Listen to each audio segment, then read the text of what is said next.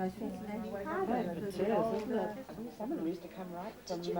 Were you a train girl coming from Avondale? We used to Mount Eden and we walked all across.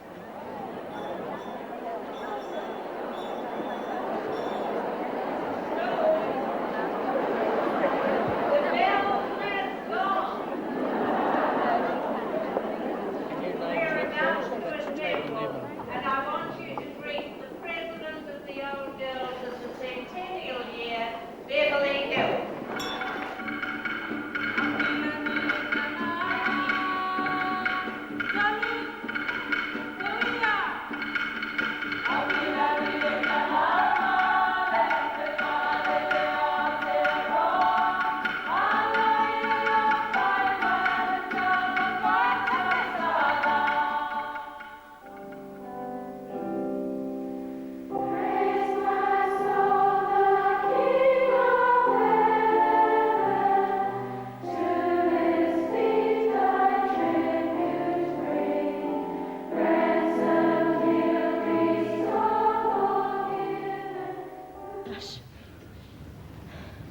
He held her upturned face in his hands, showering her with tiny kisses. School days create some of our strongest memories. Memories of their days at Auckland Girls' Grammar recently brought together thousands of women and girls to celebrate the school's proud record in girls' education over 100 years. Another song we cannot sing, a small to joy or woe. We cannot lift our voices, we won't let our spirits grow, till we have someone precious song, listen the loves, to show our school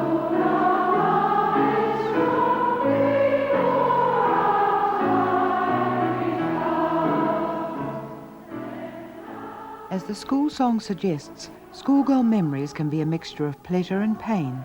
But the old girls and present pupils who attended the celebrations came because the school had been an important influence on their lives. I feel quite nostalgic about it because my schooling was really very enjoyable. It also gave me the ability to go to university, to get qualifications so that I could earn a living and as a woman have an independent life. And I count that as terribly, terribly important. Before I came here, no way would I stand up in front of a crowd and say anything, let alone my name. But it's just given me a lot of confidence just to talk amongst people and to put across my views and what I think about people. I left this place with great admiration for women as scholars, women as professional people, and they gave me the self-confidence that I should go ahead and do the same thing, or certainly set me on the path to do the same thing. Anna, can you give me an example of non-renewable resources? Coal and gas. And gas. Good. Few New Zealanders today would doubt the importance of educating girls at secondary school, but 100 years ago this wasn't such a clear-cut issue. The first girls' secondary school in Auckland was the Auckland Girls' High School, opened in 1877 in Upper Queen Street. But despite these beginnings, Aucklanders of the last century didn't see education for girls or boys as a high priority. The newly established borough of Auckland was being developed as a port and business centre, and the city fathers and tradespeople saw transport, roads and drainage as far more pressing issues. But a grammar school for boys had been set up in 1869 in House Street, Newton, with Crown grants set aside by Sir George Grey. When in 1888, as a result of the slump, the Auckland Girls' High School went bankrupt, an appeal was made to the Auckland Grammar School Board to take in these stranded girls. Sir George Grey himself, then living in Auckland, lent weight to the appeal, and the Grammar School Board relented. So the 78 girls and their 5 teachers were accepted into the grammar school, which by then had moved to Simon Street, on a site now occupied by the Auckland University School of Architecture. The headmaster, Mr. Charles Bourne, welcomed the girls to the school, having first established with the board the terms of the amalgamation. He was assured that girls and boys would be taught separately, and that the women teachers, who had no university qualifications, would not be teaching the boys. The girls fitted in well, eagerly accepting all the opportunities offered. Among these first students were some who were later to become distinguished and well-loved teachers. Winifred Picken, a kind and tolerant woman, remembered for her good-humoured and patient approach, was appointed in 1896 to teach at the grammar school. She was among the first women to gain a New Zealand university degree. My mother went from Onehunga High School to grammar in 1904 when grammar school was opened. The free places came and she and her brother moved over. And of course she was behind. And Mr. Tibbs was teaching the mechanics and she did very badly. She was bottom, I think. And then the next term Miss Picken took over and she took the trouble to explain and fill in the gaps, with the result that at the end of the term, Mr. Tibbs came in and inspected one of those long lists that they used to have on the top of all the examination papers. And he said, "What's this? Miss Parry, top?" He couldn't believe his eyes. There was another surprise for Mr. Tibbs, the grammar school headmaster who succeeded Mr. Bourne. In 1907, as the school list shows, Hilda Kirkbride topped the upper sixth and took the senior essay prize. Tibbs put her success down to the chivalry of the boys. At the turn of the century, few primary school girls went on to secondary school, which because of the expense was largely the privilege of the middle class. In 1903, 2 years free secondary schooling was given by Seddon's government to all who passed the proficiency examination. Numbers at the grammar school went up immediately, causing a need for a separate girls' school. Few would link St. Paul's Church with the history of Auckland girls' grammar, but in 1906, when the girls were officially farewelled, they were packed off next door to the crypt of the church. Separated by a thin curtain, several classes shared the space. St. Agnes Eve, bitter chill it was. The owl, for all his feathers, was a cold. The hare limped trembling through the frozen grass, 8% by Farmer and B. silent was the flock. How many sheep did Farmer C purchase if he took the rest?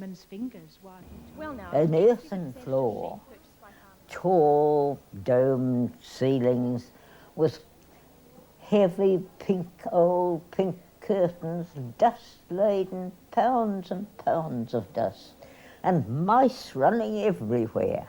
I learnt all my Caesar down there, and I associate the conquest of Gaul with the hordes of mice that used to run about our feet. The first headmistress of the school, Miss Anne Whitelaw, had been among the first 78 girls to enter the grammar school in 1888. She had graduated Master of Arts in Mathematics from Trinity College, Dublin, before becoming a teacher at Wickham Abbey School near London. On arriving back in New Zealand to take up her position, she found the plans for the school still at the drawing board stage, and the girls housed in makeshift quarters. But by 1909, the new building on the House Street site was completed and opened by the Minister of Education in April of that year. A beautiful day, and sixth form were asked to bring trays, and do all the honours of the afternoon tea party, which we did. And it was simply marvellous to have all this indoors in a beautiful hall, new hall, absolutely unused. And there were pillars at the side of the hall, and I thought, oh, this is a school. We've at last come into our own.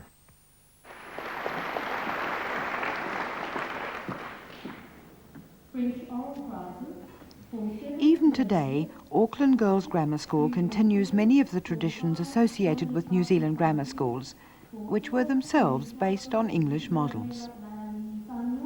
Form 3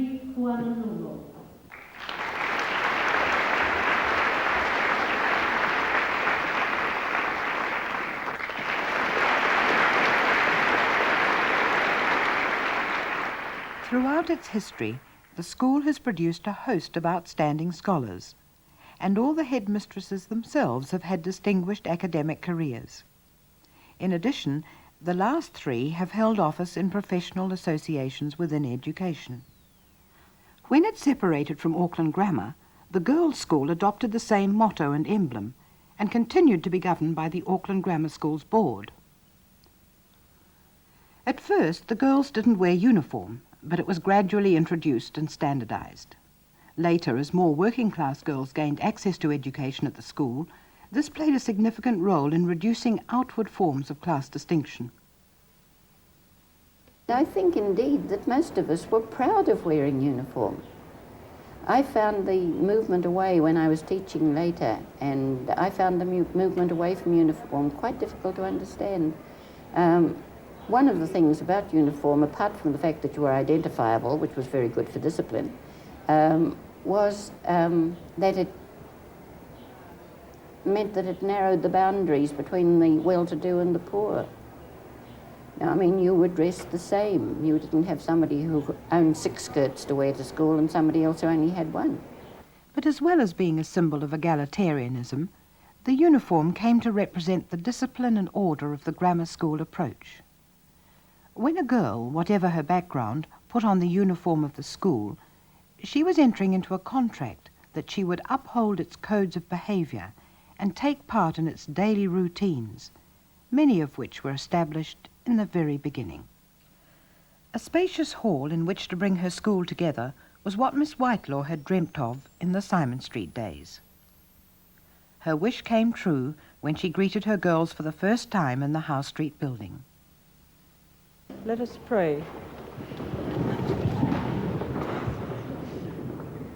Almighty God, our Heavenly Father, the language of hymn and prayer and the King James Bible became an integral part of every grammar girl's education, and assembly readings and talks stressed moral values like integrity, honesty, and reliability. The assembly format, devised by Miss Whitelaw, remained virtually unchanged for 70 years, and the prayer she wrote, together with Mr. Tibbs, was to be adopted by all the Auckland grammar schools. To begin with, the New Zealand secondary schools had close links with British schools, and this was very much the case at Auckland Girls. For example, Miss Whitelaw had taught at Wickham Abbey under the famous English headmistress Miss Frances Dove, and like her, she believed in the importance of an aesthetic environment. So she drew up plans to transform the grounds at Auckland Girls from mud and clay to lawn and gardens. Along the drive, she planned a hedge of English roses, which was to be planted by her successor.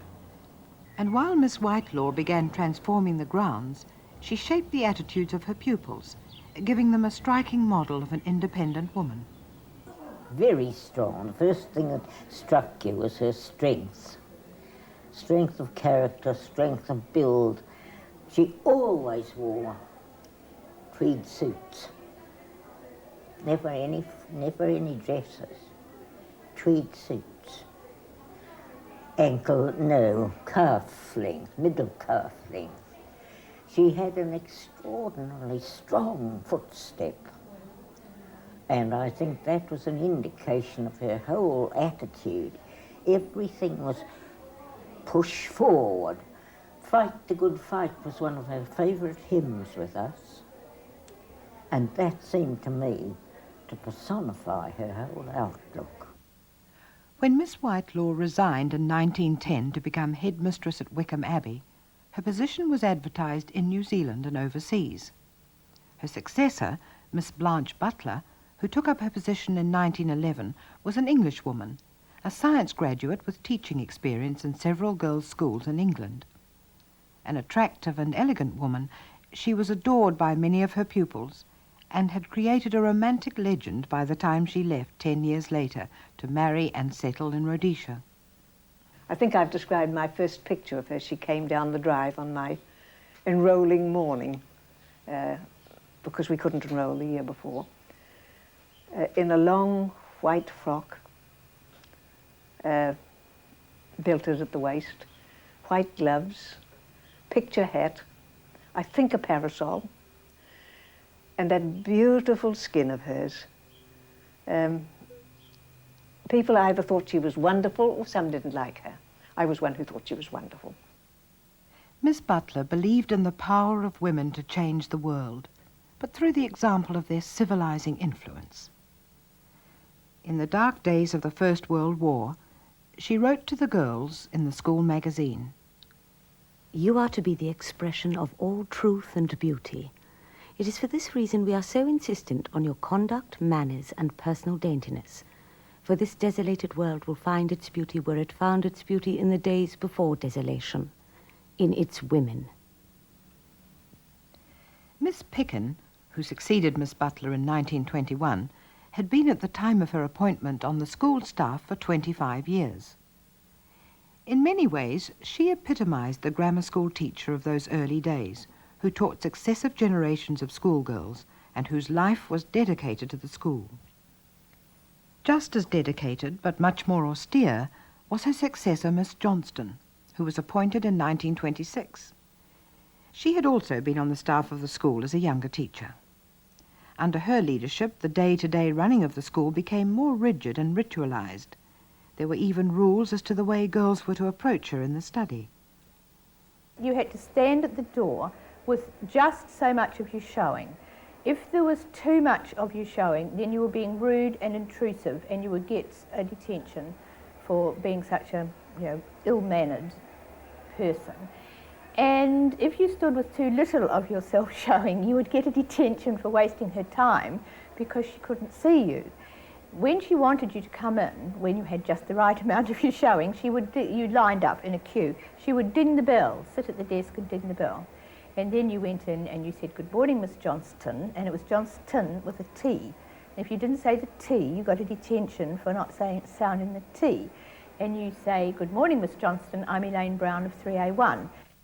To her credit, Miss Johnston had high aims for the girls, wanting them to take an active part in society after leaving school by becoming decision-makers and leaders. She saw in the prefect system a way of teaching these skills and of delegating to girls some of the responsibility for running the school. But she demanded absolute observance of school rules and gave to her prefects the authority to enforce them, an authority that was passed on to successive generations of schoolgirls. When I was at school, you were not permitted to eat in the street at all for any reason. And while walking home along Crangapi Road one day when I was in the fourth form, I put my hand in my pocket and found a small roll of lifesavers. And I passed one to a friend who said, "No, thank you." It was small and it was concealed in my hand.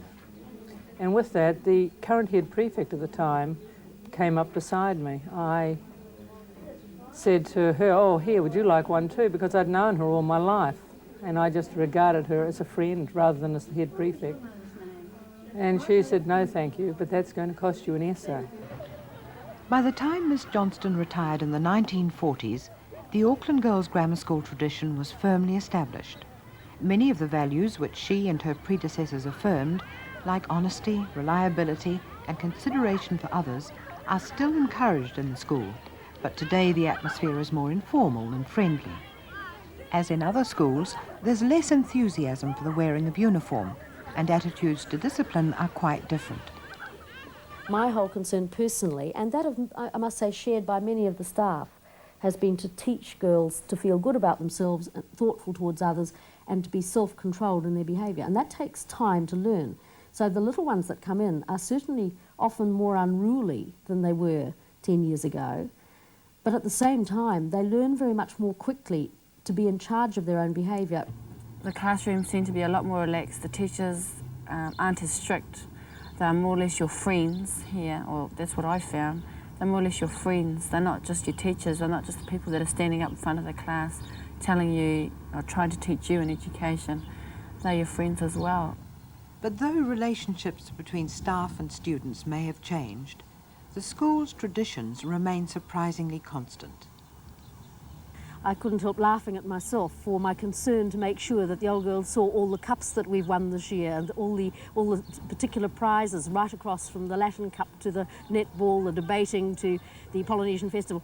I had to make sure they were all on display because we're just as centred on achieving excellence as the school was right in its beginning and has been all through. And it's quite a competitive sort of excellence too. It is beating others as well as achieving personal best. It's titled, I Paint What I See, by E.B. White. What do you paint when you paint on a wall? Said John, their grandson, Nelson. Do you paint just anything there at all? Will there be any doves or a tree in fall? Or a hunting scene, like an English hall?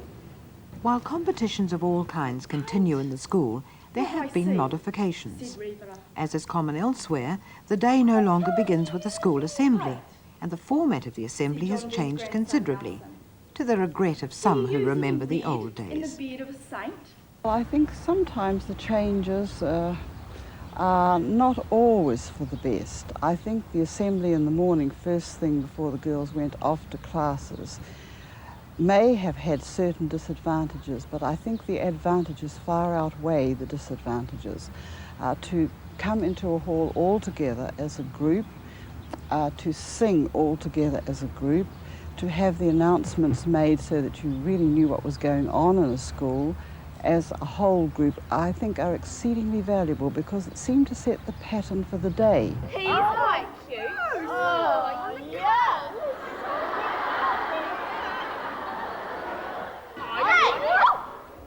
What are you girls doing in here? You know, you're not supposed to stay in these areas during recreation periods without special permission from the Assistant Educational and Recreational Manager. Though there may be a few external signs of change, one thing that remains unaltered is the girls' sense of pride in the school and sense of its history. The pupils, I think, were actually asked a lot of to help with the celebrations, giving a lot of their spare time and their energy. And I think the school spirit really shone through just during that week especially.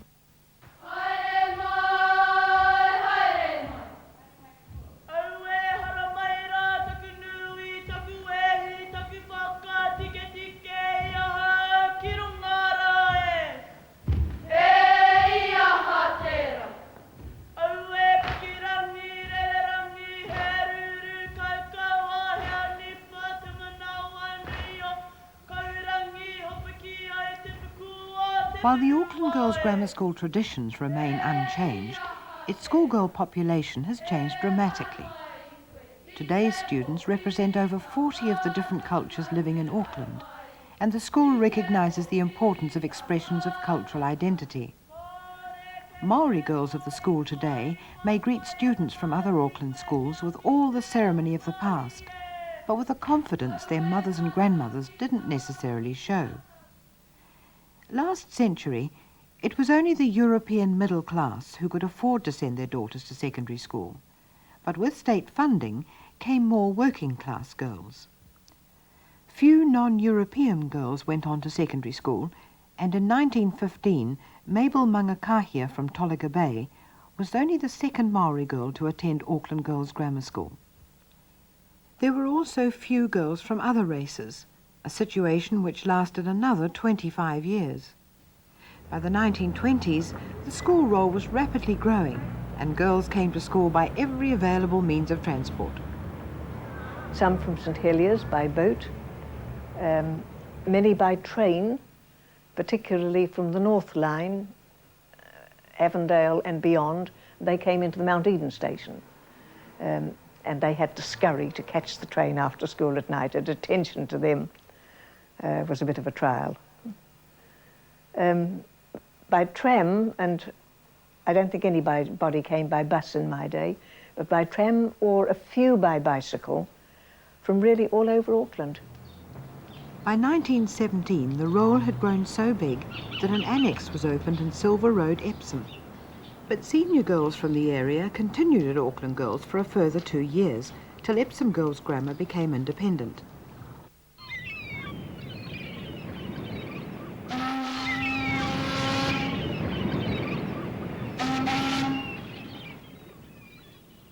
Along with many other commuters, girls from the North Shore suburbs of Northcote, Birkenhead and Devonport made the twice-daily journey across the harbour until 1927, when another grammar school was opened in Takapuna. By the 1940s, there were more Maori girls attending the school, and though they settled in well, few gave any thought to their sense of isolation. I felt like a little mouse, all these strange people. None of them spoke Maori. So I kept a low profile, and I figured very much in sport, you know, because when I came into the fifth form, nobody knew me, but at no time I was picked to be games captain, because I could catch anything, hit anything, and in cricket I never knew where to throw to, or what to do when I batted, you know. And the changeover was a fascinating sort of exercise. I used to think, oh well, peculiar things Pākehā people do. Until 1943, fewer girls than boys finished 3-year secondary school, as some parents were reluctant to educate girls beyond primary level. But legislation raising the leaving age to 15 gave girls, on the face of it anyway, the same opportunities as boys. The beginning of real change at Auckland Girls came in the time of Miss Rua Gardner. Appointed in 1945, she was an old girl of the school.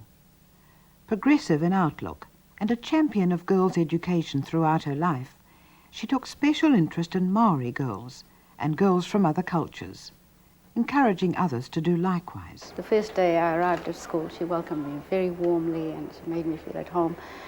And she took me to the assembly and she introduced me to the whole school by my first name, Cantha. And ever since that, I have remained Cantha to my friends, although my name is pronounced Kantha Madhuji. I'm afraid she never mastered my surname. She could never pronounce my surname. And the girls in my class were just wonderful. They were very supportive, very encouraging. They included me in everything. It was a very warm feeling. As more schools opened after the war, the Auckland Girls' Grammar School zone began to shrink. At the same time, the character of Central Auckland was changing.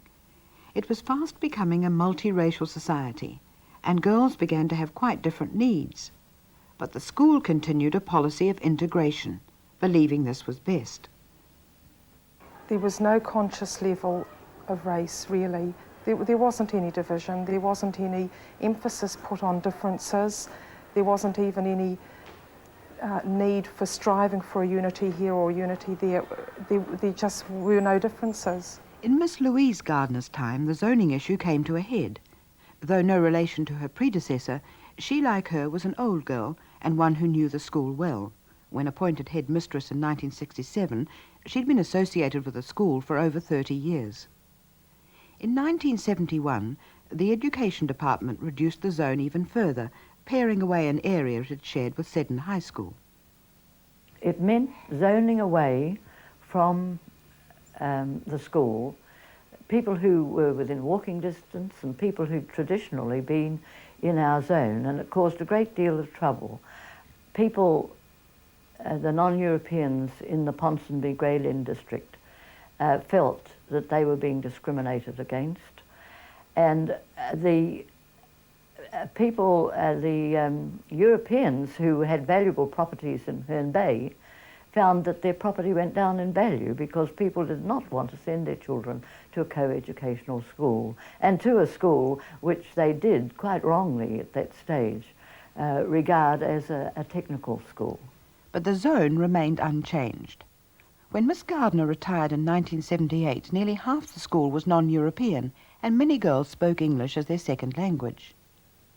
We were facing the influx of people, new immigrants coming, particularly from the Pacific. The school had a fine, strong academic tradition, and it could have easily turned into an inner-city ghetto school, but she fought for the school all the time. She fought to keep its standards. She fought to keep uniform, for the image of the school to be good in the eyes of the community, for her girls to aim for the best. She refused to make any allowances for the fact that these girls couldn't speak English when they came here or anything. They were all her girls and they would all do the best and she would treat them all equally, and she was right. Miss Gardner held the school here. She had the support of the old girls and of the whole network throughout Auckland of distinguished business people and professional people. And she maintained the standards for which the school was known. And she maintained them with absolute conviction in their rightness and in her own rightness. Now, if it hadn't been for her, there would be no Auckland Girls Grammar School here. In the last 5 years, 6 of our staff have received national educational awards. Miss Charmaine Parkney, the next headmistress, had a strong foundation on which to build, but faced challenges unprecedented in the school's history. Educated at Epsom Grammar, she was familiar with the Auckland girls' traditions, but she gave the school a new direction and vitality. Through her example, staff and girls have learned not only to accept cultural difference, but to integrate it completely into the life of the school.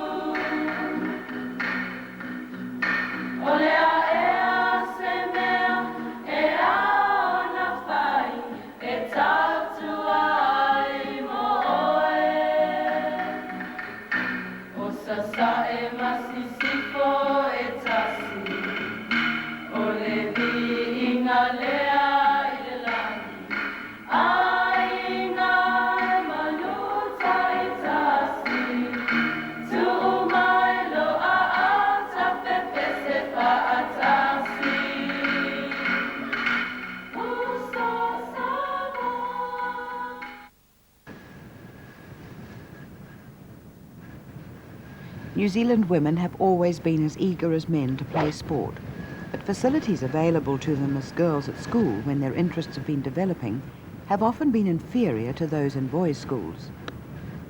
A survey of playing fields and grounds in girls' and boys' schools in 1930 shows girls' schools greatly disadvantaged. The situation at Auckland Girls was the same. Today's schoolgirls are as eager to play sport as girls in the past, but there's always been a struggle to provide adequate sporting and physical education facilities. As with sport, so with many other facilities. The original school, built for 350, soon became inadequate. Buildings were added, repaired, and as the money was raised, rebuilt. But the school changed little until the 1940s, when a new block was added. But there was neither gymnasium nor swimming pool until the late 1950s.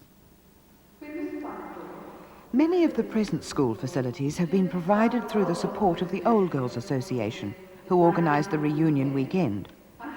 Formed in 1911, they have raised money for countless school projects, including the new hall. The Dorothy Winston Hall, big enough to hold the whole school, was named after one of its most distinguished old girls, and one who almost single-handedly raised the money for its construction.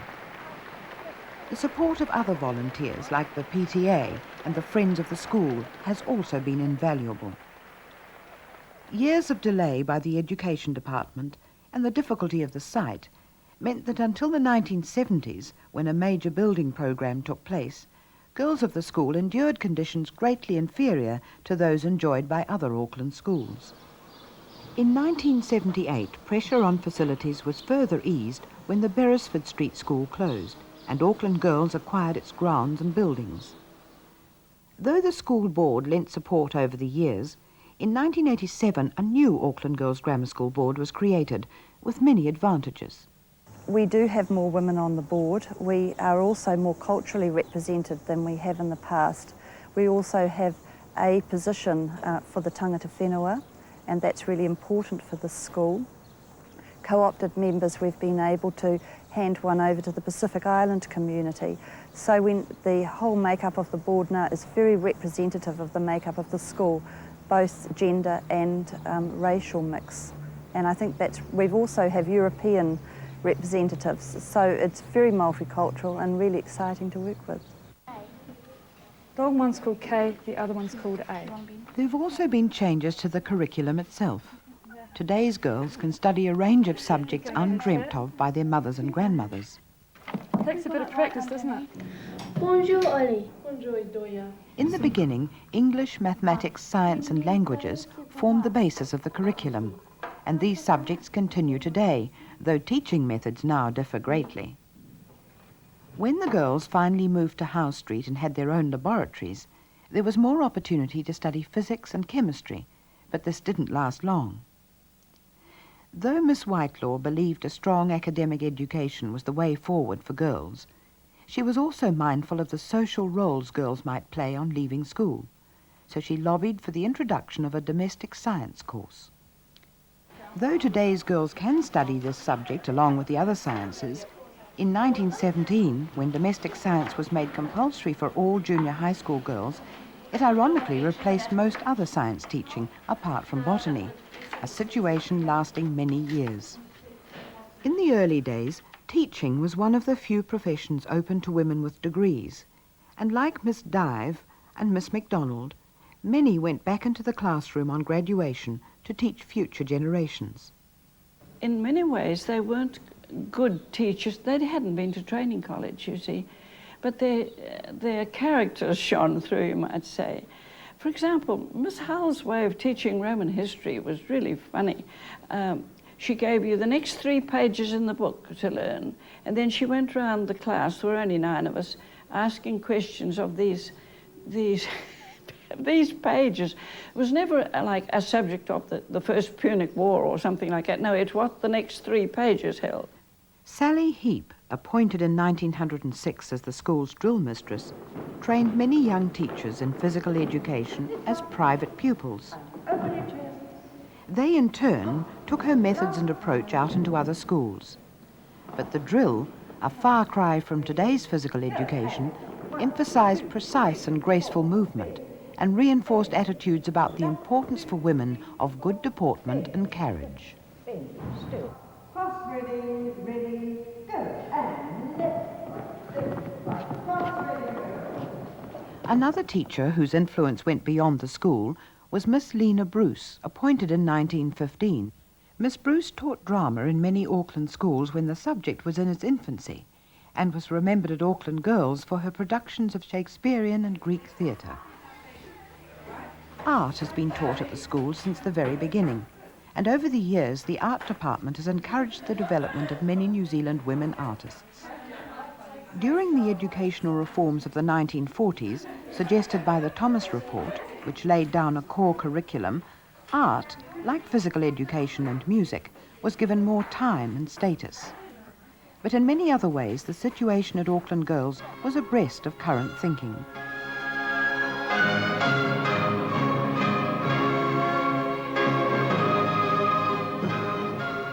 Like art, music has a long tradition in the school.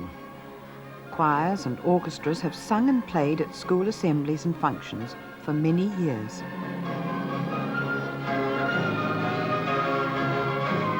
Many young women have thought from the time that they were little girls, if only I could be the Prime Minister, I too would change the world. And the one example we have of that, of course, is Maggie Thatcher, and we haven't got a better world. Generations of girls have come through the school practiced in the art of public speaking and debate.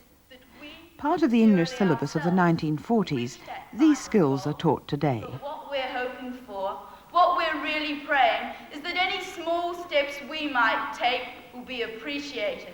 Though the syllabus focused on English literature, little attention was given to New Zealand writing till the 1960s. Really and truly, there wasn't very much to be in evidence. I've studied the history of New Zealand writing, and we didn't get our breakthrough in poetry, into poetry worthy of the name, until the very late 1920s with R.A.K. Mason. We didn't get, except for Catherine Mansfield, whom I emoted over like anything at school. We didn't have good short stories until the 1930s. We didn't have a crop of good novels till the 1950s. The school has always had a strong reputation in mathematics, and girls are still encouraged to excel in the subject. But some courses prevented girls from taking full mathematics and limited them in other ways. There was an incredibly limited range of things that you could choose from, and they were very much the traditional subjects. But that didn't strike us as particularly odd at the time. It was just what you expected and what you were presented with. There were battles to get simple things, like to be able to do, I think it was in the sixth form, to be able to do history and something else together. I mean, it was actually difficult, even within the rigid number of subjects that we had, to necessarily exercise all the choices. So, but you just accepted that. At first, there was only an academic course, but in 1922, a commercial course was offered, which gained a high reputation. Until recently, it had some serious drawbacks for girls who couldn't take commercial subjects beyond the fifth form. With my commercial background, had I been given a few more options, I might have looked at those and at least I could have made a decision. But I felt I had no decision in what happened to me. I felt that it was fairly much a predetermined line for me to go, and that was that. In 1925, nearly half the girls leaving school went back into the home. With them in mind, a general course was offered. Of those entering work, there were few career options other than nursing, teaching and office work, a situation lasting many years. There was very little idea of anything outside those things, and in fact we knew nothing whatsoever about the world of work, and we were not taught anything about it. And it was dimly understood that we would marry and have kids and be mothers at some stage in the future, but that wasn't really emphasised. That was just a taken for granted underlay to everything, and we were not taught how to combine the two. They spent their days shopping and cooking in the kitchen. In social studies, girls can now gain a clearer picture of what they're likely to face on leaving school and learn something of society's past expectations of women. But until more recently, a feminist perspective has been missing from the school curriculum. On the other hand, you got an enormous feeling that women were extraordinarily competent. There was nothing that women couldn't do in terms of running things, and it just never occurred to you to question that women didn't do these things. I think it's a wonderful thing when you've got a school like that where so many women feel they owe it a great deal. You see, the number of people that spoke to me at those celebrations about different teachers, different ones, not necessarily headmistresses. And even in your own way, you realise that a teacher in a good school has got a terrific influence. As well as providing strong role models of professional women, the school staff have had influence well beyond the classroom. They've introduced girls to a whole range of extracurricular activities, which have often given them lifelong interests. But it's been the social changes of the last decade which have made some of the greatest demands on them. During Miss Parkney's time, the school has faced rapid change. To meet these demands, new programs have been offered and greater emphasis placed on preparation for life. The streaming system, which limited some girls' options, has been dismantled. When I arrived in the third form, there were still pretty much ranked classes. You know, even though they had the form names were the form names of the teachers, we all knew who was in the top class and the bottom class and everywhere in between. And that was pretty much there. Also, like, my classes taught French and Latin, and that was the way we went. And there wasn't a lot of scope to take anything else if you wanted to do an academic course. And by the time I left in 1985, that had changed quite a lot. While the introduction of new courses and the abolition of streaming reflect current trends, there have been real innovations under Miss Parkney. Perhaps if I could just pick on 2 or 3 areas in which we have certainly been at the forefront. One would be in the work on success-oriented learning, on the quality of teaching and learning and the role of assessment in that process. There's still, unfortunately, at secondary school level, very few people really basing their teaching on the assumption that all students are capable of achieving excellence and attempting to teach and test and reteach to make that possible. Now, we're only doing it in some departments and on a small scale, but most schools are not doing it at all. So that would be one area. Alongside that, the development of really good achievement-based assessment procedures. One area that I'm particularly pleased about, but can claim no credit for, because it wasn't the doing of any of the Pākehā staff has been the development of Māori language immersion course. This course enables Maori girls to do most of their learning in the Maori language.